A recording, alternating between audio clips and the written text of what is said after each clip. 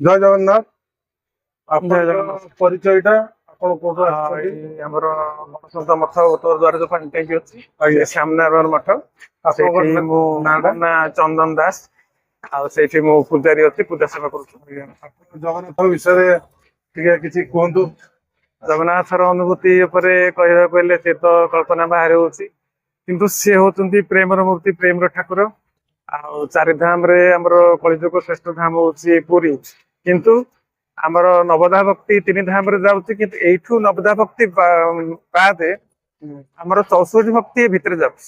64 ଯାକ ଭକ୍ତି ଏ ଭିତରେ ଯାଉଛି, କାହିଁକି ନା ଆମର ଯିଏ ଯୋଉ ପ୍ରକାର ଭକ୍ତି କରନ୍ତୁ ଆଜ୍ଞା। ଜଗନ୍ନାଥ ତାଙ୍କୁ କୋଳିକି ରଖିବେ, କିନ୍ତୁ ସେତିକି ଆମର ମନ ପ୍ରାଣ ତାଙ୍କ ପ୍ରତି ପ୍ରୀତି ସ୍ନେହ ଶ୍ରଦ୍ଧା ସେ ସବୁ ରହିବାକୁ ପଡିବ। ଆମର 64 ଭକ୍ତି ଏଇ ଭିତରେ ଆମର ଯାଉଛି, ଆଉ ସେ ତିନି ଧାମ ଭିତରେ 64 ଭକ୍ତିରେ ଯାଇପାରିବନି। କିନ୍ତୁ ଆମର ପରିଧାନ ଏତେ ସୁନ୍ଦର ଧାମ, ଏତେ ପ୍ରେମ ମାର୍ଗ, ଏଇଟା ହଉଛି ଭକ୍ତି ମାର୍ଗର। ଏଇଠି ଯେତିକି ଆମର ଆମର ସାଧନା ଅଛି ଏଇଠି ହିଁ ସମ୍ପୂର୍ଣ୍ଣ ହବ।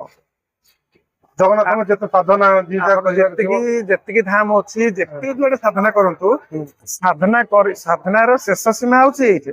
ସେଇଥିପାଇଁ ଏଇଠି ସମ୍ପୂର୍ଣ୍ଣ। ସେଇଥିପାଇଁ ପୁରୀ ଦିଆହେଇଛି, ଏଇଟା ନାଁ ହେଇଛି ପୁରୀ। ପୁରୀ ପୂର୍ଣ୍ଣ ସମ୍ପୂର୍ଣ୍ଣ ହବ। ସେଇଥିପାଇଁ ଯେତେ ସାଧନା କର, ଆମର ଚୈତନ୍ୟ ମହାପ୍ରଭୁ, ହରଦାସ ଠାକୁର କଣ, ଆମର କରୁଣା ଭାଇ କଣ, ବୃନ୍ଦାବନ ଆମର କରୁଣା ଭାଇ, ସବୁ ସେସବୁ ଏଠିକି ଆସୁଛନ୍ତି। କାହିଁକିନା ଆମେ ଯେତେ ସାଧନା କଲେ ବି ଏଇ କ୍ଷେତ୍ରକୁ ଆସନ୍ତୁ, ଆମର ସାଧନା ବି ସମ୍ପୂର୍ଣ୍ଣ ହବ। ଆଉ ସିଏ ତ ପ୍ରେମର ଠାକୁର, ଆଉ ଯେମିତି ତାଙ୍କୁ ତମେ ଭାବି ପାରିବ ସେ ସେମିତି ହିସାବରେ ପାଖକୁ ଆସିବେ। ସେମିତି ହିସାବରେ ବି ଆପଣ ସ୍ୱପ୍ନରେ ଦେଖିବାକୁ ଚାହିଁବେ, ଆପଣ ଯଦି ସେତିକି ଭକ୍ତି ଅଛି, ଜଗନ୍ନାଥ ପ୍ରତି ପ୍ରେମ ଅଛି, ଆପଣ ସ୍ୱପ୍ନରେ ବି ସେ ବି ପାଖକୁ ଆସିବେ, ନିଶ୍ଚୟ ଆସିବେ। ହଁ, ନିଶ୍ଚୟ ଆସିବେ। ଆପଣ ସେଇଟା କେବେ ଆସିଛନ୍ତି? ଅଛି, ସେ ବି ମୋ ପାଖକୁ ଆସିଛନ୍ତି, ସେ ବି ମତେ ଦେଖା ଦେଇଛନ୍ତି, ସେ ବି ମୋର ଅନୁଭୂତି ଅଛି। ଆଉ ଯେତେବେଳେ ମୁଁ ନୂଆ ନୂଆ ଯେତେବେଳେ ଶ୍ରୀକ୍ଷେତ୍ର ମୁଁ ଆସିଛି, ଗୋଟେ ବର୍ଷ ପରେ ମୋ ପାଖକୁ ଆମର ସେ ଜଣେ ନନା, ଆମର ରାମଚନ୍ଦ୍ର ମାଂସ, ଯିଏ ଆମର ଏଇ ସିଙ୍ଗୁତାର ରାଇଟ ସାଇଡ ରେ ଆମର ରାମ ମନ୍ଦିର ଅଛନ୍ତି, ସେ ଯିଏ ମାନସ ପାଠ କରନ୍ତି, ତାଙ୍କୁ ସେଇ ଶାଳଗ୍ରାମ ସେ ପାଖରେ ରଖିଥିଲେ, ନୂଆ ଶାଳଗ୍ରାମ ରଖିଥିଲେ ନେପାଳରେ ଆଣି। ଗୋଟେ ବର୍ଷ ପରେ ପ୍ରଭୁ ମୋ ପାଖକୁ ଆସୁଛନ୍ତି, ସେତିକି ପ୍ରୀତି ତାଙ୍କ ପ୍ରତି ପ୍ରେମ ଅଛି ମୋର। ଶାଳଗ୍ରାମ ନିଜ ସ୍ୱୟଂ ପ୍ରଭୁ ମୋ ପାଖକୁ ଆସିବେ। ପ୍ରଥମେ ଆସିବା ପୂର୍ବରୁ ସେ ମତେ ସ୍ୱପ୍ନ ଆଦେଶ କରିଛନ୍ତି, ସ୍ୱପ୍ନ ଆଦେଶ ପରେ ଶାଳଗ୍ରାମ ସ୍ୱୟଂ ସେ ମୋ ପାଖକୁ ଆସେ। ତାଙ୍କୁ ରଖିଛି, ମୋ ପାଖରେ ରଖିଛି, ତାଙ୍କର ସେବା ସବୁବେଳେ କରୁଛି, ରଖିଛି। ଆଉ ଆପଣ ମଝିରେ ମଝିରେ ଆସନ୍ତି ଦର୍ଶନ ପାଇଁ? ହଁ, ମୁଁ ସବୁବେଳେ ଆସେ, ଏମିତି ମଝିରେ ମଝିରେ ଭିତରକୁ ଯାଏ, ସବୁବେଳେ ଯାଏନି। କିନ୍ତୁ ମୁଁ ତାଙ୍କର ସବୁବେଳେ ମୁଁ ଖଣ୍ଡିଆ ହେଇନି କେବେ। ଆଉ ମୁଁ ତାଙ୍କୁ ସବୁବେଳେ ଗୀତ ଗୋବିନ୍ଦ ଶୁଣିବାକୁ ଆସୁଛି, ସବୁବେଳେ ଗୀତ ଗୋବିନ୍ଦ, ପ୍ରଳୟ ପରିଚଳେ, ସୀତା କମଳା କୃତ ମଣ୍ଡଳ, ଏଇ ଦିଟା ସବୁବେଳେ ପାଠ କରୁଛି ପ୍ରଭୁଙ୍କ ପାଖରେ, ସବୁବେଳେ ଯାଉଛି। କିନ୍ତୁ ବର୍ଷା ହଉ, ଝଡି ହଉ, ବନ୍ୟା ହଉ, ବାତ୍ୟା ହଉ, ଯେତେ ବି ଯାହା ହଉ, କେତେବେଳେ ଆସୁଛନ୍ତି? ସକାଳେ ସକାଳେ ଆସୁଛନ୍ତି, ସକାଳ ସମୟରେ ମତେ ସେବା ଦଉଛି ସନ୍ଧ୍ୟା। ଆଉ ସନ୍ଧ୍ୟା ଆମର ପହଡ ଦେଲା ପରେ ପ୍ରଭୁ ସନ୍ଧ୍ୟାବେଳେ ହଉଛି। ହଁ, ମୁଁ ଏଇଠି ଆସିକି ପବନ ଶୁଣୁଛି।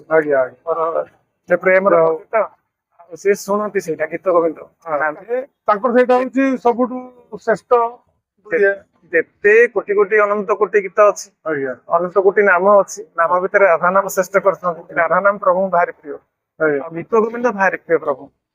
ସବୁବେଳେ ମୁଁ ସବୁବେଳେ ପ୍ରଭୁ ପାଖରେ ଆସି ଗୀତ ଗୋବିନ୍ଦ ପାଠ କରିଯାଏ।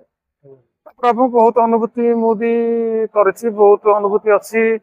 ପ୍ରଭୁଙ୍କୁ ଯେମିତି ଆମେ ସ୍ନେହ କରିବା, ସେମିତି ବି ପ୍ରଭୁ ଜଗନ୍ନାଥ ଆସିବେ। ଜଗନ୍ନାଥ ପାଖରେ ଯାହା ବି ଆମେ ଚିନ୍ତା କରିବା ସେଇଟା ବି ହବ। ଆପଣଙ୍କର ଯେ ଅସୁବିଧା ଯଦି କଣ ଆଗକୁ ଥିବ, ଆପଣ ସେଇଠି ଯଦି ମନସ୍କାମନା ପୂର୍ଣ୍ଣ କରିବେ, ଯିବେ ଭିତରକୁ, ଆଉ ମନସ୍କାମନା ନିଶ୍ଚୟ ପୂର୍ଣ୍ଣ ହବ। ଭଗବାନ କାହାକୁ ଅସୁବିଧା, ଜଗନ୍ନାଥ ଆମର କାହାକୁ କେବେ ବି ଅସୁବିଧା କରିନାହାନ୍ତି। ଆଉ ସେ ବହୁତ ପ୍ରୀତିର ଠାକୁର, ପ୍ରେମର ଠାକୁର।